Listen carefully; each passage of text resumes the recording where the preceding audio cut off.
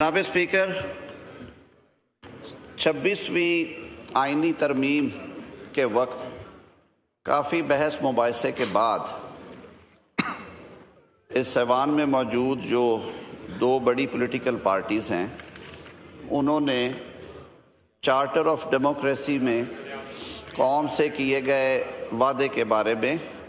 کچھ ایڈجسٹمنٹس کی، جس میں سے ایک بنیادی نقطہ تھا آئینی عدالت کے قیام کا۔ اس وقت خیال یہ تھا کہ ترمیم جو ہے وہ مشاورت سے ہی ہونی چاہیے اور ہمیشہ آئین میں ترمیم جو ہے وہ لارجر کنسنسس ڈیولپ کر کے کی جاتی ہے۔ ہمارے اپوزیشن کے بیٹھے ہوئے دوستوں کو بھی جمعیت علماء اسلام کے سربراہ مولانا فضل الرحمان صاحب نے آن بورڈ رکھا، اور آپ سب کے علم میں ہے کہ ان کے کہنے پہ ہم نے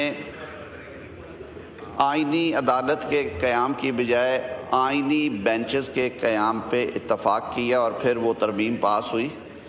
اس کے علاوہ کچھ اور ترامیم بھی تھی اسی میں، جس میں جوڈیشل کمیشن کی جو حیت تھی اسے تبدیل کیا گیا، اور جو پارلیمان کا شروع سے یہ فیصلہ تھا کہ جو ججز اپوائنٹمنٹ ہے وہ دنیا بھر میں ایک لارجر کولیجیم کرتا ہے، جس میں جوڈیشری کے لوگ بھی ہوتے ہیں، ایگزیکٹو بھی ہوتی ہے اور لیجسلیچر بھی ہونی چاہیے۔ یہی 18ویں ترمیم کا اصل مفہوم اور مقصد تھا۔ بہرکیف اسے ہم نے 19ویں ترمیم کے ذریعے کچھ وجوہات کی بنا پہ تبدیل کر دیا، اور پارلیمانی کمیٹی کو ہم نے انٹروڈیوس کروا دیا۔ پھر اس پارلیمانی کمیٹی میں 4 اپوزیشن اور 4 حکومتی اراکین بیٹھتے تھے۔ آپ نے دیکھا تاریخ میں کیا کیا ہوتا رہا کہ جب 8 کے 8 اراکین نے بھی کسی فیصلے کو مسترد یا تبدیل کیا جوڈیشل کمیشن کے، تو اس کو بھی ہوا میں اڑا دیا گیا۔ ایک سنگل جج صاحب ہائی کورٹ میں بیٹھ کے اس فیصلے کو، پارلیمان کے متفقہ فیصلے کو، وہ تبدیل کرتے رہے۔ بہرکیف یہ ترمیم پاس ہوئی۔ بینچز پہ پھر یہاں سے اعتراض آئے اور جگہوں سے آئے کہ جی آپ نے جو عدالت کے اندر ایک ایسی عدالت بنا دی ہے، یہ نظام چلتا نظر نہیں آتا۔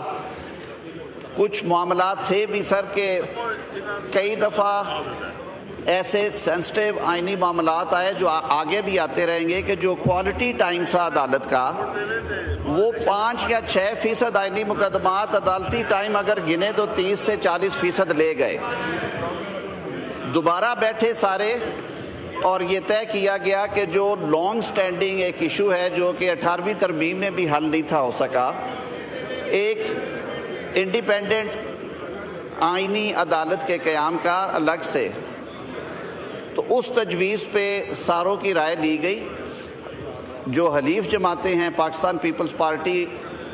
ہمارے دیگر حلیف متحدہ قومی موومنٹ، استحکام پاکستان، بلوچستان عوامی پارٹی، ANP، پاکستان مسلم لیگ، ان سب رہنماؤں سے گاہے بگاہے انگیج کیا، اور فائنلی سر یہ کنسنسس ہوا کہ فیڈرل کانسٹیٹیوشن کورٹ جو ہے وہ قائم کر دی جائے۔ فیڈرل کانسٹیٹیوشن کورٹ کے جو خد و خال ہیں